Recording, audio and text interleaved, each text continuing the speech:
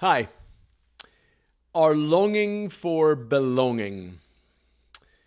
This week, I've been thinking a lot about change.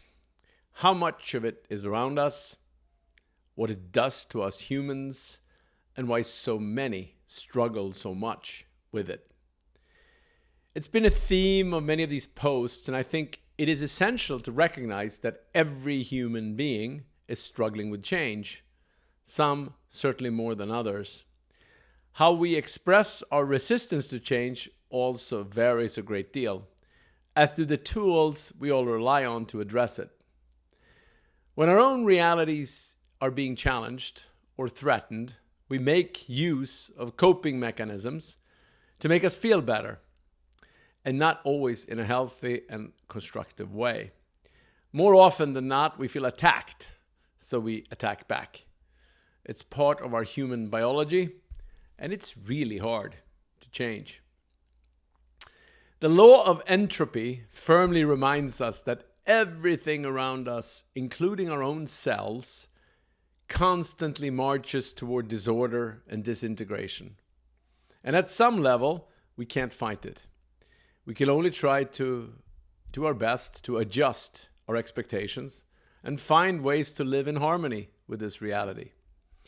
Accepting this fact is the first step towards embracing, rather than fighting, the constancy of change around us.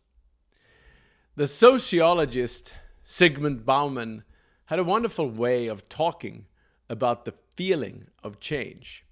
He referred to it as liquid modernity, insofar as the feeling of fragility, temporariness, vulnerability, and inclination to constant change.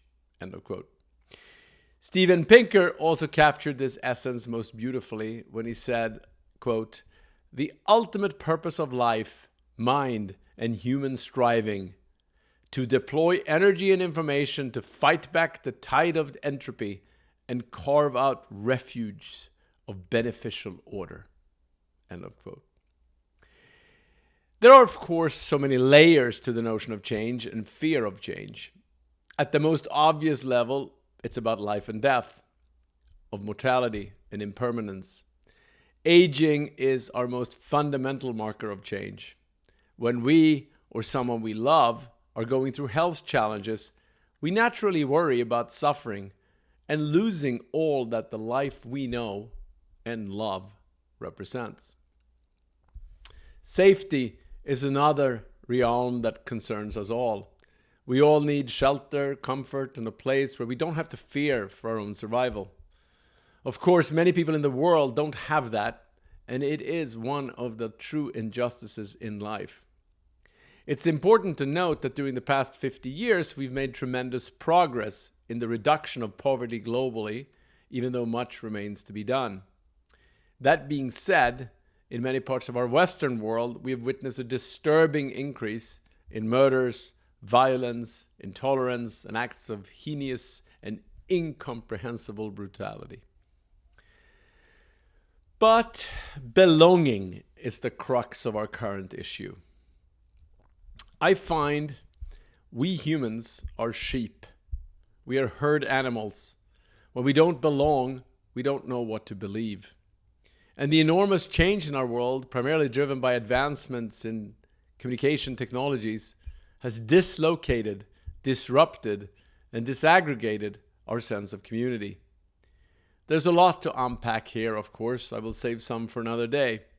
But just think about the changes in how and where we work, how and what we read, and the fact that many of us might have lost a sense of belonging simply because the people in our tribe might have left us, or we left them. I think there's a sense of collective mourning going on relative to belonging, or at least apprehension and uncertainty. My belief is that we have to construct a much bigger tent. We have to welcome more people to join us. We have to delete today's persistent, dangerous, and inhuman notion that if you don't agree, you can't belong. I think that idea is toxic, and we will end up leaving us all very lonely and very unhappy. There is really only one place, our planet. There is really only one race, humanity. And there is really only one religion, love. That's it. We are all in this together. The rest ought to be a vibrant conversation between all people on how we can amplify, elevate, and celebrate our unique perspectives in service of the common good. In a larger tent, there is more room. Let's create that space. Lastly, I've thought about our different arenas lately, particularly inspired by the World Cup. In many of life's arenas, we enter them with a competitive spirit, but also with human tolerance. Yes, there are occasional hooligans and fights, but most sports events are friendly expressions of deep commitments and celebrations for your team, and not necessarily against the other team.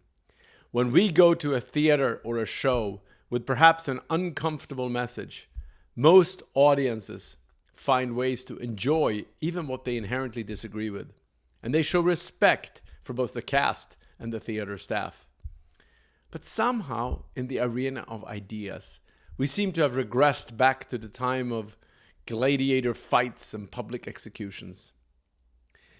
Look at this beautiful image below from after the US soccer game against Iran. It moved me. Let's hope we can bring that spirit to the arena of ideas. I'm also attaching Khalil Gibran's beautiful poem, Fear, which seems so pertinent to the spirit of today's post. Have a great, great week.